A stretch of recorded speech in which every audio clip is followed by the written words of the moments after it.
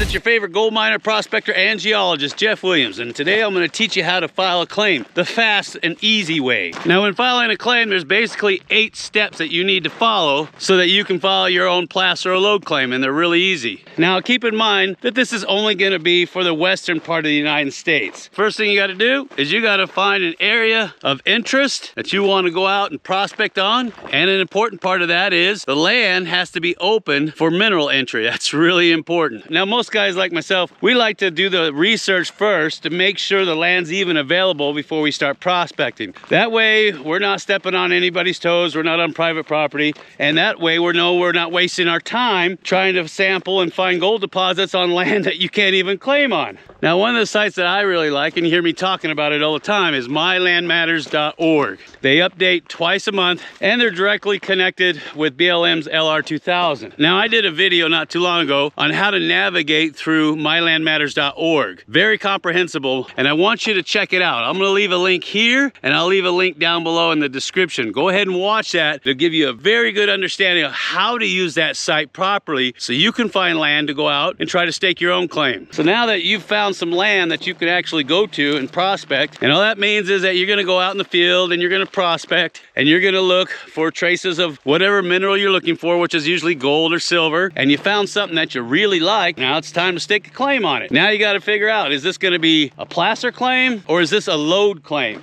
Go online and download the documents for filing a claim for your state. I'll leave a couple down below, like Nevada, California, and Arizona. You're gonna have a notice of location and you're gonna have a map. Right now, you're just worried about the notice of location because that's the first step. Now, before you get started filling out that notice of location, you have to be aware of the MTRS system, Meridian Township Range Section System. Basically, it's the public land survey system in a nutshell, and it's going to help you figure out exactly where you're at on any map here in the western United States. So you fill out your notice of location, and for sake of argument, we're just going to go with a 20-acre claim.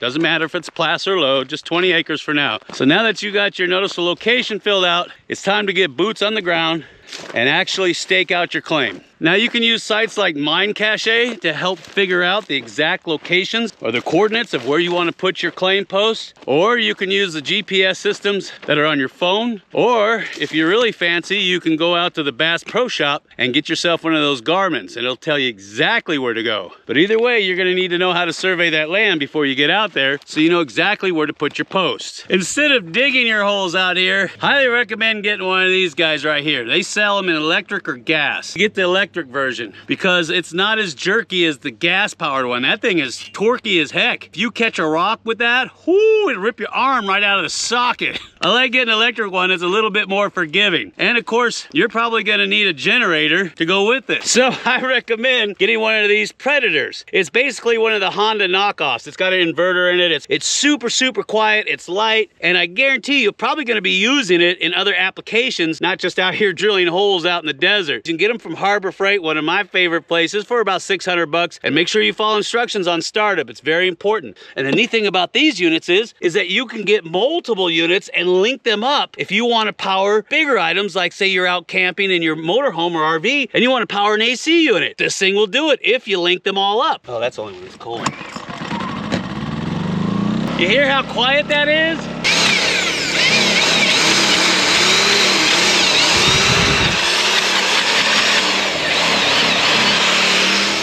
Oh, and the nice thing about these is you can take them out and sample with them. All you gotta do is pan out all the dirt that you drill up. The drill is gonna cut a nice hole for you, and all you gotta do, dig it out, and you can put your posts in.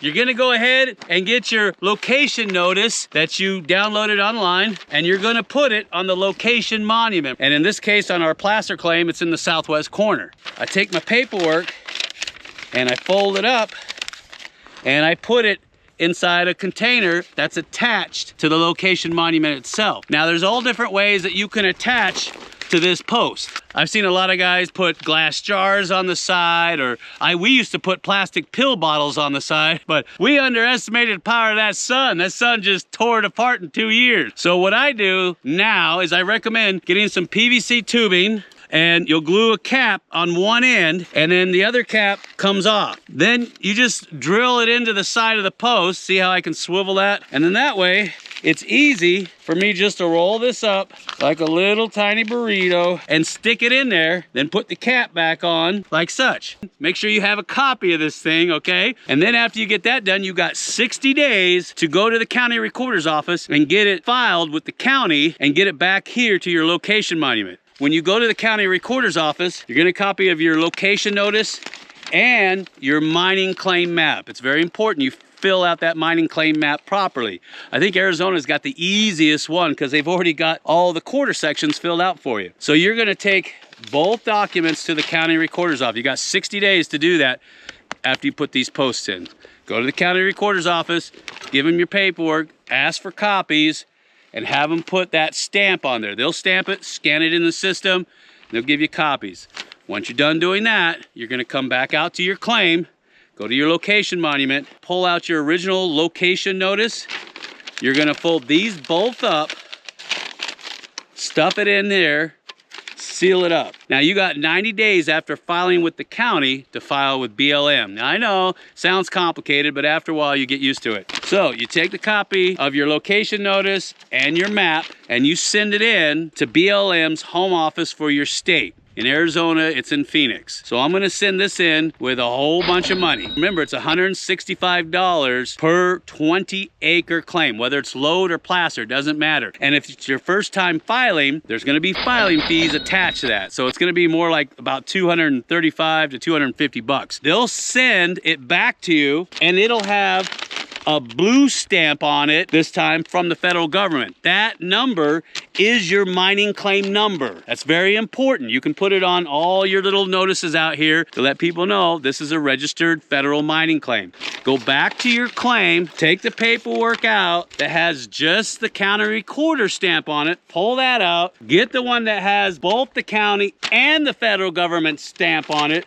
roll that up, put it in there, and now you own a claim through the federal government, okay? Trust me, after you do this a couple times, it gets really, really easy, and there's ways that you can streamline it. I'm sure you'll figure that out. Now, keep in mind, you're gonna have to pay the federal government every year, BLM, to hold on to these claims, okay? So don't think it's just a one-time filing fee. You don't have to file with the county again, just BLM every year. And you got up till September 1st to do that. You should know that by now. If you let it lapse past September 1st, your claims are no longer valid, so make sure that you get your filing fees in before September 1st, okay? I usually like to put them in a month in advance. Now keep in mind when you're filing claims that placer claims are different in size than load claims. Not by much, but it's important when you're filing your claim paperwork that those measurements are the proper measurements, or not only is the county gonna reject it, BLM's gonna reject it too.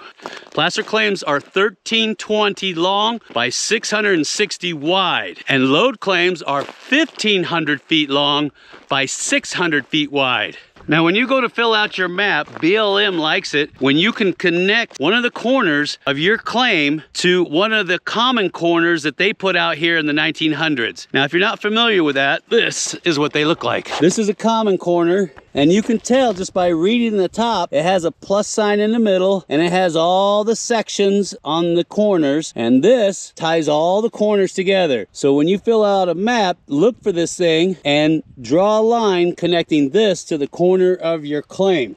Looks like somebody filed a whole bunch of claims out here. All right, here's a good example of a mining claim map for Arizona. Makes it real easy to fill out. You can file your claims either longwise or side to side. Here's another good example. Make sure when you fill them out that you show where your location monument is. And when you're filling it out, make sure you show the size of your claim and the distance from the common corner, and the name of your claim should be in the very middle. And because load claims follow the load itself, they want the center line to go right down the middle of your claim and then put your location monument somewhere on that center line. Most guys like to put it at the very end. It's easier to find that way. Now remember I was telling you about the Public Land Survey System and how the Bureau of Land Management came out here back in the early 1900s and they established all these grids. I told told you about that you have to file your claim and show where it is relative to the corner brass marker. Well, every now and then when you're out in the field, you're gonna see these quarter markers. These quarter markers are gonna show you the spot where you have a quarter or an intersection or something to that effect. It'll be marked right on the top. And you can see this one, it says quarter and there's a line and it shows the two different sections. And that way there's no guesswork when you're out here. If you're having a hard time getting your claim post put in, find these guys right here. I know they're kind of hard to find, but if you can get a general idea where they might be, look for these guys. It'll be really obvious to find them because you could see where everybody else has been marking their claims off of them. This one was filed back in 1961. Most of them are sticking up pretty high and they always have a big pile of rocks, and you'll see all these old claim markers around it. Now, while we're on the topic of claim posts, I love using these 4x4 posts. Now, I know a lot of people are gonna argue and say, oh, that's too heavy, Jeff, but I like these. They're really big, they're easy to spot, especially if you paint them white, and then we put big letters on it. Now, you can get away with 2x4s. I've even seen 2x2s out here, but BLM does not like it when you use PVC tubing, so don't use PVC tubing, okay? When you're making your claim post, you can paint them any color. I've seen guys paint them red and yellow and even pink, but I like to paint mine white. They stand out really well out here in the desert. All of your claim posts have to have information on them, not only for other prospectors in the area, but because BLM requires it. So on every post, you're going to put the name of the claim and you're going to put where this post is located at on your claim. I have northwest on this, so if somebody comes up here, they'll know that this is the northwest section of this claim. Now, you don't have to paint them on the post. In fact, I've seen some guys stamp them in metal and then put the metal tags onto the post themselves. But just keep in mind that you want that easily read by other prospectors so that when they're in the area, they know, hey, this area is claimed up. And you want something that's not going to fade out, because I've seen guys try to mark it with a magic marker. Now, once your claim is official through BLM, you can go online and order these yellow signs. And you're going to post that all the way around. That way people know that there is an active mining claim there. It has all the information on it that they need. Because you'd be surprised how many people go driving across your claim and say, I didn't know there was a claim here. Now, keep in mind, if you plan on buying a claim, there are patent claims and unpatent claims. If you can afford it, I highly recommend a patent claim. Now, they stopped issuing patent claims back in 1994 during the Clinton administration. They give you exclusive rights. You practically own the land. You can build a house on it, you can live on it. The land is pretty much yours. But in today's world, they only issue unpatented mining claims, which just gives you the rights to the minerals. That's it. You can't put up fences, you can't put up structures, and anybody and their uncle can come across your land. So if you're in the market to buy a claim, make sure it's patent. Now, I'm going to try to answer some common questions that a lot of people have when they're out filing mining claims, especially unpatented mining claims.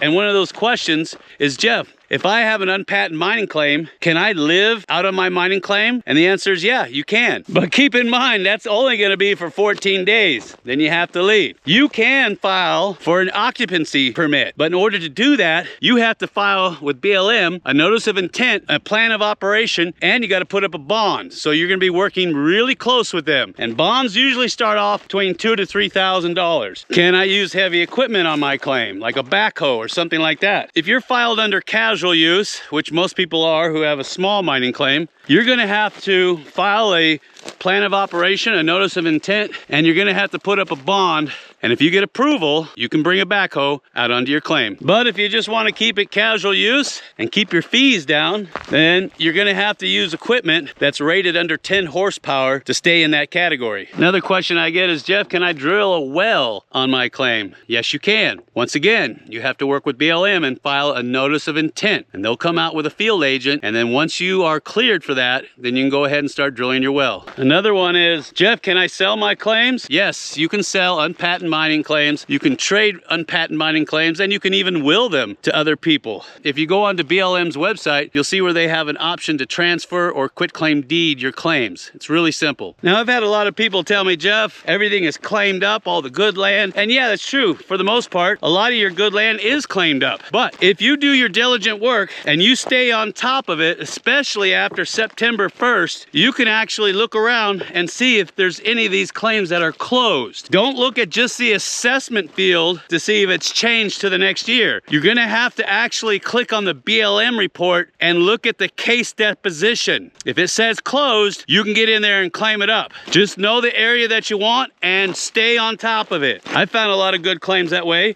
and so have a lot of people that I know. And yes, there's still a lot of gold out there, more than you would think. And for all the naysayers out there that say there's no more gold, I personally have had friends find rich veins mere inches under the surface that assayed at over 10 ounces per ton. Now, if you got anything out of this video at all, smash the like button. And if you're not subscribed, go ahead and subscribe. And if you want to see more videos on finding incredibly rich gold veins, go ahead and watch this video right here. And I'll see you on the next video.